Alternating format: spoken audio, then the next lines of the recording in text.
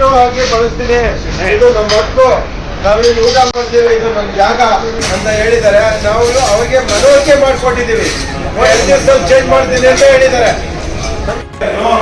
First ಕನ್ನಡನ first ಮಾಡಬೇಕು, English ಬೇರೆ ಇಂಗ್ಲೀಷ್ ಆಗಿದ್ದಾರೆ.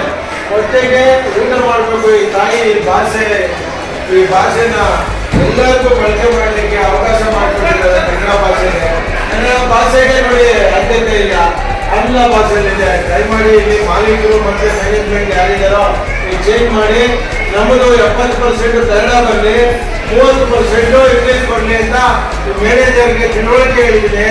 ಬೋರ್ಡಿಂದ 2 ದಿವಸ ಚೇಂಜ್ ಮಾಡ್ತೀನಿ ಅಂತ ಹೇಳಿದ್ದಾರೆ. ದಯಮಾಡಿ ಅವರಿಗೆ ಮನವಿ ಮಾಡ್ಕೊತೀನಿ, ಕೃತಜ್ಞತೆ ಹೇಳಿದ್ದೀನಿ.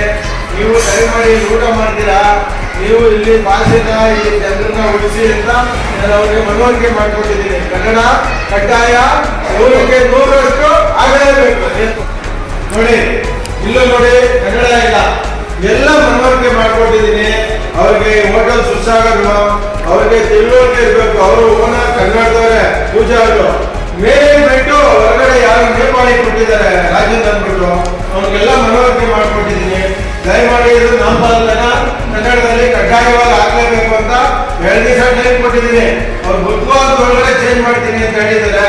ನಾವು ಅವ್ರಿಗೆ ತಿಳಿಸಿದ್ವಿ, ನೋಡಿ ಸ್ವಾಮಿ ಊಟ ಮಾಡ್ತೀರಾ, ಇಲ್ಲೆಲ್ಲ ಕೆಲಸ ಕಾರ್ಯದಲ್ಲಿ ನಿಮ್ಗೆ ಅವಕಾಶ ಇದೆ, ಬೇರೆ ಯಾವ ರಾಜ್ಯದಲ್ಲೂ ಇಲ್ಲ, ಇಲ್ಲಿ ಅನುಕೂಲ ಇದೆ, ಕನ್ನಡನ ಕಡ್ಡಾಯವಾಗಿ ಬಳಕೆ ಮಾಡಬೇಕು ಅಂತ ಹೇಳಿದ್ದೀನಿ. ಆಯ್ತು ಅಂತ ಒಪ್ಕೊಂಡಿದ್ದಾರೆ. ನಮ್ಗೆ ಅವರು ಕ್ಷಮಾಪಣೆ ಕೇಳಿದ್ದಾರೆ, ನಮ್ಗೆ ಕೇಳಬೇಡಿ, ನೀವು ಭಾಷೆಗೆ ಗೌರವ ಕೊಡಿ ಅಂತ ನಾನು ಹೇಳಿದ್ದೀನಿ. ಸುಸ್ಸಾಗರ್ ಮಾಲಿದು ಗಾಂಧಿನಗರ.